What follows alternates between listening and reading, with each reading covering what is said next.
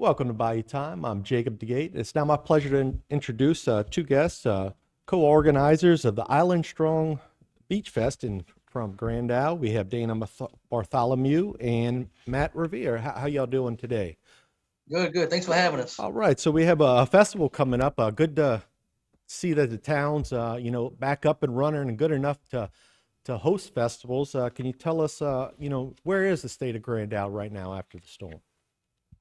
So as of now, talking to the mayor and talking to Councilman Bartholomew, who's one of the other organizers, and I know he wanted to be here, but he had a prior meeting. The town's back up and running, and that's what this whole message is for, is that the town is here. After the storm, the first thing that people always say is Grand Isle's going. So this is Island Strong to show that the Grand Isle is still here. I still have a long road to go, but it's here, and we're coming back stronger than ever. Most people are back. I should say half is what the mayor's saying. um, still picking up the debris, still clearing some ditches and things along those lines. But as far as the hospitality, Grand Isle's here. All right, so it's still ready to provide enough services to all of the tourists that come in, all the those with weekend camps. But tell me a little bit about the festival. What's going on? It's taking place this weekend, and where is it located?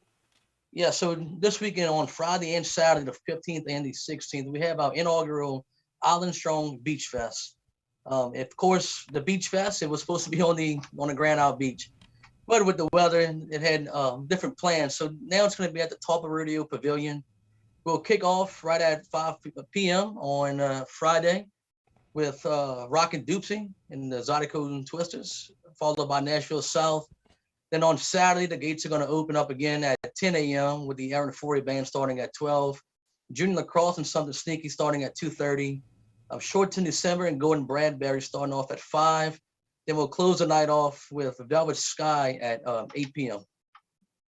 All right, and to get in, is there a fee to get in, or? Yeah, donations are $10 on Friday and $20 on Saturday. Okay. We have multiple drink vendors, food vendors, craft vendors, the whole 9 yards of a great fest. Okay, and it's great fest, and tell me how, I guess, how that this came about, and the need for it, and how y'all decided to put this on. And Dana might be able to put in on this a little bit, but I know that between the mayor, her husband, Brian, herself, and they contacted me, and we're all close, very, very close friends with each other. So we knew that we needed to do something to help out the island, to raise money, and not just that, to raise awareness that the island's still here. So we just got together, and really we did this in 2 months.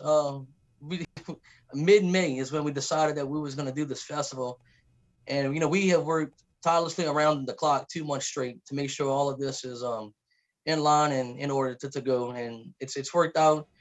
But that's pretty much how I would say it started. It was just we were sitting there and we said we need to do something, and just off the dot we just took off.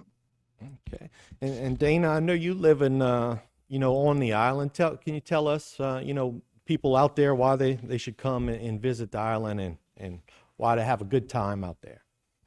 Well, being a local here means a lot that the state of Louisiana still knows where we're at. We're still on the map. And, if Ida didn't knock us down, I feel like we're going to come back even bigger than better than before. So I feel like a lot of people, and we've lost a lot of motels and places to stay, but the places that are open, the restaurants, your bars, your motels have been full every weekend. The beaches have been packed. This event the funds do go towards a recreational kind of a complex that we do want to build, place where the softball and baseball field was located for local teams, travel ball, summertime families that want to go play games. That it's going to be a beautiful complex. But we really want everybody to come down here and see the improvements that we've done and will continue to do to keep this island alive and afloat. Okay, and the festival again, it's going to be held at the Tarpon Rodeo grounds there. Can you tell me what type of music can you expect when you come out there? It's going to be a big mix, of course, starting off with New Orleans' own Rockin' Doopsie. That's going to be all Zydeco music. Then Nashville South covers all your country music.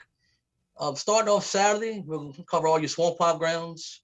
Then short to December, and with Gordon Bradbury, we'll sit there and cover just about all your songs except the Swamp Pop, pretty much.